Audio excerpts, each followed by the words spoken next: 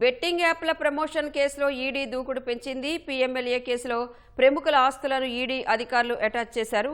మాజీ క్రికెటర్లు యువరాజ్ సింగ్, రాబిన్ ఉతప్ప ఆస్తులను అటాచ్ చేశారు. సినీ నటులు సోనూ సూద్, నేహా శర్మ ఆస్తులను ఈడీ అటాచ్ చేసింది. అదేవిధంగా టీఎంసీ మాజీ ఎంపీ మిమీ చక్రవర్తి, బెంగాలీ నటుడు అంకుష్ హజ్రా ఆస్తులను ఈడీ అధికారులు అటాచ్ చేశారు. మరోవైపు సినీ నటి ఊర్వశి రౌతేలా తల్లి మీరా రౌతేలా ఆస్తులను కూడా ఈడీ అధికారులు అటాచ్ చేశారు.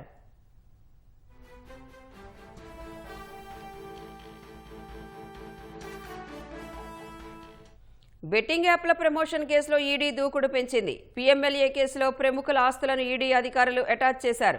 మాజీ క్రికెటర్లు యువరాజ్ సింగ్, రాబిన్ ఉతప్ప ఆస్తులను అటాచ్ చేశారు.